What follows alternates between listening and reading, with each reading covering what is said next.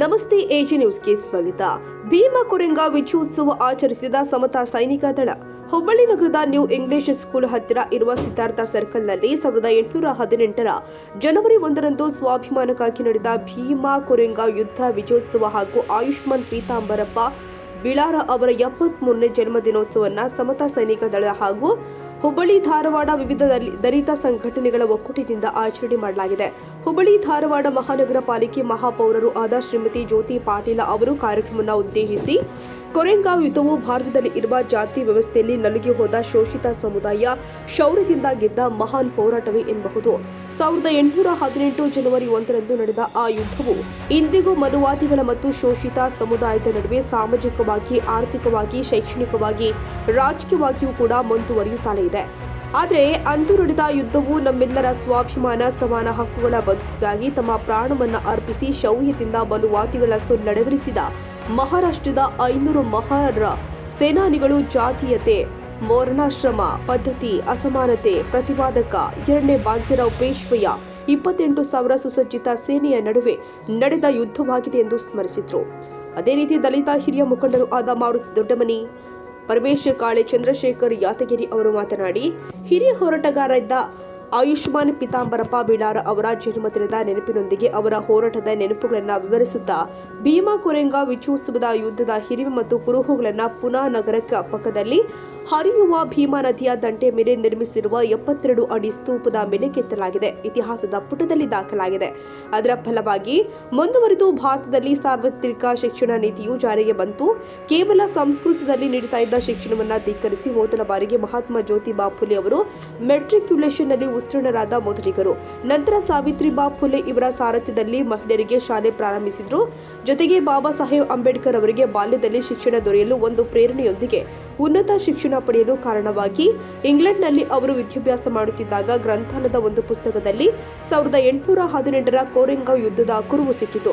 ಅದರ ಇತಿಹಾಸವನ್ನ ಸಂಶೋಧಿಸಿದ ಅಂಬೇಡ್ಕರ್ ಕುರುಹುಗಳ ಮೂಲಕ ಇದನ್ನು ದಾಖಲಿಸಿ ಆಚರಿಸಿದ್ರು. ಅಂದಿನಿಂದ ಇಂದಿನ ತನಕ ಭೀಮಾ ಕೊರೆಂಗಾವ್ ಅವಿಸ್ಮರಣೀಯವಾಗಿದೆ ಅಂತ ಅಭಿಪ್ರಾಯ ವ್ಯಕ್ತಪಡಿಸಿದ್ರು.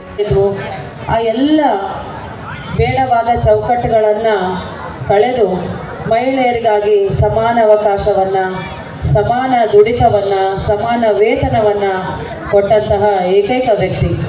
ಅವರಿಗೆ ನಾವು 2 ಮಾತುಗಳಲ್ಲಿ ಅಥವಾ ಒಂದು 5 ನಿಮಿಷದಲ್ಲಿ ಅವರಿಗೆ ನಾವು ಕೃತಜ್ಞತೆಯನ್ನು ಸಲ್ಲಿಸೋದು ಭಾಳ ಕಡಿಮೆ. ಯಾಕಂದರೆ ಅವರ ಬಗ್ಗೆ ನಾವು ಎಷ್ಟೇ ಹೇಳಿದರೂ ಅದು ಮಾತುಗಳಲ್ಲಿ ಕಮ್ಮಿ ಅನ್ನಿಸ್ತದೆ. ಇವತ್ತು ನಾನು ಇಲ್ಲಿ ನಿಂತ್ಕೊಂಡು ಮಾತಾಡಲಿಕ್ಕೆ ಸಂವಿಧಾನವೇ ಕಾರಣ ಅಂತ ಹೇಳ್ತೇನೆ. ಯಾಕಂದ್ರೆ ಬಾಬಾ ಸಾಹೇಬ್ ಅಂಬೇಡ್ಕರ್ ಅವರು ಸಂವಿಧಾನದಲ್ಲಿ ಎಲ್ಲರಿಗೂ ಅವ್ರದ್ದೇ ಆದಂಥ ಒಂದು ಹಕ್ಕನ್ನು ಕೊಟ್ಟರು. ನಮಗೆ ಜೀವನ ಮಾಡಲಿಕ್ಕೆ ಹಕ್ಕನ್ನು ಕೊಟ್ಟಿದ್ದಾರೆ, ಮಾತಾಡಲಿಕ್ಕೆ ಹಕ್ಕನ್ನು ಕೊಟ್ಟಿದ್ದಾರೆ, ಹೋರಾಟವನ್ನು ಮಾಡಲಿಕ್ಕೆ ಕೊಟ್ಟಿದ್ದಾರೆ, ನಮ್ಮ ಒಂದು ವ್ಯಕ್ತಿ ಸ್ವಾತಂತ್ರ್ಯವನ್ನು ಕೊಟ್ಟಿದ್ದಾರೆ, ಮಹಿಳೆಯರಿಗಾಗಿ ಕೊಟ್ಟಿದ್ದಾರೆ. ಎಷ್ಟೆಲ್ಲ ಅವರು ಅನುಕೂಲಗಳನ್ನು ಮಾಡಿಕೊಟ್ಟಿದ್ದಾರೆ. ಈ ಒಂದು ಆತ್ಮಗೌರವ ಅನ್ನೋದು ಎಂಥ ಒಂದು ಸಣ್ಣ ಹುಡುಗನಿಗೂ ಸಹ ಆತ್ಮಗೌರವ ಬೇಕು. ಯಾರಿಗೋ ಒಂದು ಹುಡುಗಗೆ ನೀವೇನಾದರೂ ಮಾತಾಡಿದ್ರೆ ಅವನು ನಿಮ್ಮನ್ನು ತಿರುಗಿ ಸಹ ನೋಡುವುದಿಲ್ಲ. ಅದೇ ನೀವು ಅವನಿಗೆ ಗೌರವ ಕೊಟ್ಟು ಪ್ರೀತಿಯಿಂದ ನೀವು ಅಕ್ಕರೆಯಿಂದ ಮಾತಾಡ್ಸಿದ್ರೆ ವಾಪಸ್ ಅವ ನಿಮ್ಮನ್ನು ತಿರುಗಿ ನೋಡ್ತಾನೆ. ಅಂದರೆ ಮನುಷ್ಯನಿಗೆ ಆತ್ಮಗೌರವ ಅನ್ನೋದು ಭಾಳ ಮುಖ್ಯ. ಯಾಕಂದರೆ ನಾನು ಕಾರ್ಯಕ್ರಮದ ಒಂದು 2 ನಿಮಿಷ ಓದ್ತಾ ಇದ್ದೆ.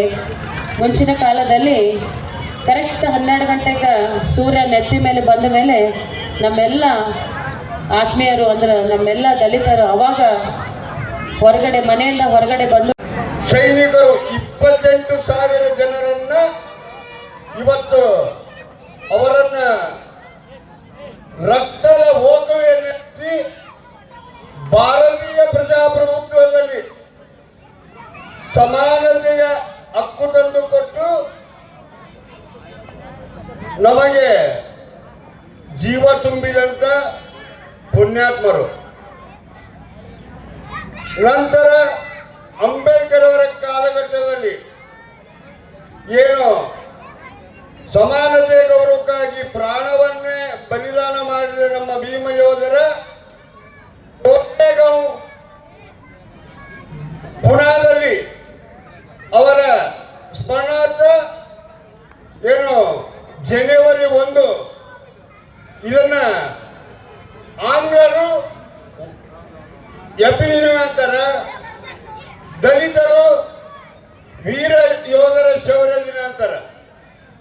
ಅದಕ್ಕೆ ಈ ವೇದಿಕೆ ಮುಖಾಂತರ ನಾವೊಂದು ಸಂದೇಶ ಹೇಳಲಿಕ್ಕೆ ಇಷ್ಟಪಡುತ್ತೇನೆ.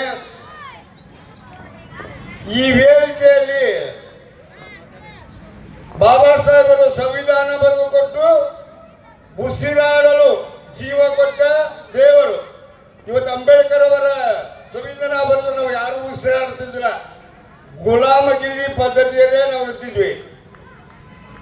ನಂತರ ಅವರ ಅನುಯಾಯಿಗಳಾದ ಭೀಮಸಲಿಂಗಪ್ಪನವರು ಮನವರುವ ಪದ್ಧತಿಯನ್ನು ನಿರ್ಮೂಲನೆ ಮಾಡಿ ಪೌರ ಕಾರ್ಮಿಕರಿಗೆ ಜೀವ ಕೊಟ್ಟಂತ ಪುಣ್ಯಾತ್ಮರು.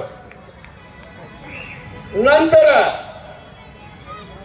ವಿವಿಧ ಸಂಘಟನೆಗಳಲ್ಲಿ ಭಾಗಿಯಾಗಿ ಸಮತಾ ಸೈನಿಕ ದಳದ ಬೆಳಗಾವಿ ವಿಭಾಗೀಯ ಅಧ್ಯಕ್ಷರಾಗಿ ನಿರಂತರ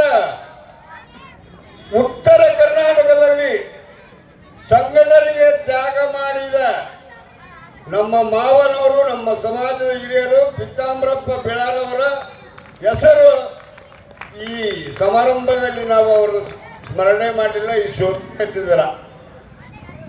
ಯಾಕಂದ್ರೆ ಪೀತಾಂಬರಪ್ಪ ಬಿಳಾರವರ ಸಮಾಜ ಕೊಡುಗೆ ಇನ್ನೂ ಜೀವಂತವಾಗಿದೆ.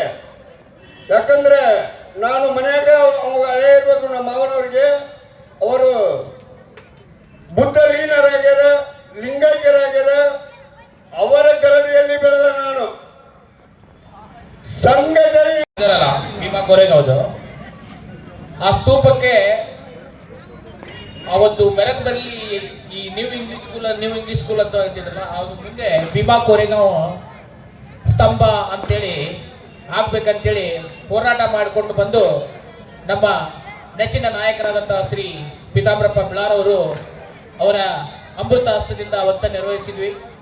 ಬಹಳ ಖುಷಿ ಆಗ್ತದೆ. ಅದನ್ನ ಕಂಪ್ಲೀಟ್ ಆಗಿ ಅವ್ರ ಮಗ ನೋಡ್ಕೊಂಡು ಬರ್ತಾ ಇದ್ದಾರೆ.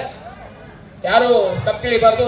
ವೇದಿಕೆ ಮೇಲೆ ಇದ್ದಲ್ಲ ಎಲ್ಲರಿಗೂ ಅವರಿರೋದ್ರಿಂದ ಎಲ್ಲರಿಗೂ ಮೊದಲು ಧನ್ಯವಾದ ಹೇಳ್ತೀನಿ. ಮುಂದೆ ಕುಂದಂತ ನನ್ನ ಅಕ್ಕ ತಂಗಿರೆಲ್ಲರೂ ಹಾಗೂ ನನ್ನ ಅಣ್ಣ ತಮ್ಮಂದ್ರೆ ಹಾಗೂ ಮುದ್ದು ಮಕ್ಕಳೇ, ವಿಷಯ ಒಂದು ಕಥೆ ಹೇಳ್ಬಿಡ್ತೇನೆ ನಿಮ್ಗೆ. ಏನ್ ಕಥೆ ಅಂದ್ರೆ, ಒಬ್ಬ ರಾಜ ಇದ್ದಂತ. ಆ ರಾಜ ಯುದ್ಧಕೊಂಡಾಗ ಅವನ ಹೆಂಡತಿ ತಿಲ್ಕ ಹಚ್ಚಿ ಕಳಿಸಿದಂತೆ ಯುದ್ಧಕ್ಕೆ ಹೋಗಿ ಬಾ ಅಂತೇಳಿ. ಆ ಯುದ್ಧಕ್ಕೆ ಹೋಗಿ ಬಾ ಅಂದಾಗ ಅಲ್ಲಿ ಏನಾಗ್ತದೆ, ಯುದ್ಧ ನಡೀತದ, ನಡೆದು ಬಿಡಿಸಿ ಎಲ್ಲಾ ತರದ ಎಲ್ಲ ಕೊಲೆ ಮಾಡ್ತಾರ, ಎಲ್ಲ ಮಾಡ್ತಾರ. ವಾಪಸ್ ಬರ್ತಾರ, ಅವ ಅರಮನೆಗೆ ಬರ್ತಾನಂತ. ಅರಮನೆಗೆ ಬಂದ ತಕ್ಷಣ ಅವನ ಹೆಂಡತಿ ಕೇಳ್ತಾಳಂತ, ಯುದ್ಧದಾಗ ನೀವೇನ್ ಮಾಡಿದ್ರಿ ಅಂತ ಕೇಳಿದಂತ. ಯುದ್ಧದಾಗ ಏನ್ ಮಾಡೋದು, ಒಬ್ಬವ ಸೈನಿಕನ ತಲೆ ಕಡ್ದ, ಒಬ್ಬ ಕೈ ಕಡ್ದ, ಒಬ್ಬ ಕಾಲು ಕಡ್ದ, ನನಗೆ ಕಡ್ಯಾಕೆ ಏನು ಉಳಿಲಿಲ್ಲ, ಹಂಗ ಬಂದೆ ಅಂತೇಳಿ. ಯಾಕೆ ಮಾತಾಡ್ತೀನಂದ್ರೆ, ಎಲ್ಲ ನಮ್ಮ CPI ಸಾಹೇಬರು, ನಮ್ಮಲ್ಲಿ ನಮ್ಮ ಇನ್ನೊಬ್ಬರು ಭಾಷಣಕಾರರಂತ ಚಂದ್ರಶೇಖರ್ ಎಲ್ಲ ಹೇಳಿದ್ಮೇಲೆ ನನಗೆ ಕಡ್ಯಾಕೆಲ್ಲ ಮಾತಾಡಕ್ಕೂ ಏನು ಉಳಿಲಿಲ್ಲ. ಅದಕ್ಕೋಸ್ಕರ ಹೆಂಡತಿಗೆ ಅಂದಂತವ, ನನಗೆ ಏನೂ ಉಳಿಯಲ್ಲ ಕಡ್ಯಾಕ, ಯಾರನ್ನ ಕಡಿಲಿಲ್ಲ, ಹಂಗ ಬಂದೆ ಅಂತಂತ. ಅದಕ್ಕೆ ಎಲ್ಲರೂ ಹಿರಿಯರು ಮಾತಾಡಿದ್ಮೇಲೆ ನಮಗೆ ಪ್ರಾಸ್ತಾವಿಕವಾಗಿ ಅವರು ಮಾತಾಡಿದ್ರಲ್ಲ ನಾಯಕರು, ಎಲ್ಲ ಚೆನ್ನಾಗೇ ಇತ್ತು. ಅದಕ್ಕೋಸ್ಕರ ಏನಿಲ್ಲ, ಇವತ್ತಿನ ಕಾರ್ಯಕ್ರಮ ಶೌರ್ಯ ದಿನ. ಎಲ್ಲರೂ ಪ್ರತಿಯೊಬ್ಬರು ಹಾಡಿನಲ್ಲಿ ಎಂತ ಚಂದ ಹೇಳ್ತಾ ಇದ್ರು. ಪ್ರತಿಯೊಂದು ಹಾಡಿಗೂ ಮೈ ಜುಮ್ ಅನ್ನೋಂಥ ಹಾಡುಗಳನ್ನ ಹಾಡ್ತಿದ್ರು. ಪ್ರತಿ ವರ್ಷ ಅವ್ರು ಬರ್ತಾರೆ. ಮೊದಲು ಅವ್ರಿಗೆ ಧನ್ಯವಾದಗಳನ್ನ ಹೇಳ್ತೀನಿ ನಮ್ಮ ಕಲಾ ತಂಡಕ್ಕೆ. ಯಾಕಂದ್ರೆ ಈ ಕಾರ್ಯಕ್ರಮ ಮಾಡೋದು ಅಷ್ಟು ಸುಲಭ ಅಲ್ಲ. ಕಾರ್ಯಕ್ರಮದಲ್ಲಿ ಸಮತಾ ಸೈನಿಕ ದಳ ರಾಜ್ಯ ಪ್ರಧಾನ ಕಾರ್ಯದರ್ಶಿ ಮಲ್ಲಿಕಾರ್ಜುನ ಬಿಳಾರ, ಪೊಲೀಸ್ ನಿರೀಕ್ಷಕರು ಆದ ಸುರೇಶ್ ನಾಯಕ್, ಸಿದ್ಧಾರ್ಥ ಬಿಳಾರ, ಮಲ್ಲಿಕಾರ್ಜುನ ಯಾದಗೇರಿ, ಮಲ್ಲೇಶ್ ಬೆಳವಡಿ, ಹಜರತ್ ಅಲಿ ಚೋಡಮನಿ, ವಿರೂಪಾಕ್ಷ ಚಿರ್ವಾದಿ, ಶ್ರೀಮತಿ ಚೇತನ ಲಿಂಗದಾಳ, ಲಕ್ಷ್ಮಣ್ ಚಿರ್ವಾದಿ, ಲಿಂಗರಾಜ ಹೊಸಮನಿ, ಸಂತೋಷ್ ದೊಡ್ಡಮನಿ, ರಘು ಚಿರ್ವಾದಿ, ವಿನೋದ್ ಕಾಳಿ, ಅಶೋಕ್ ಕಾವೇರಿ, ಶ್ರೀಮತಿ ಹುಸೇನ್ ನಬಿ ನಲ್ವತ್ವಾಡ, ನಜೀರ್ ಹುನ್ನಾಳ, ಹನುಮಂತ ಬೊಮ್ಮನಹಳ್ಳಿ ಹಾಗೂ ಸಾವಿರಾರು ಮುಖಂಡರು ಪಾಲ್ಗೊಂಡಿದ್ದರು.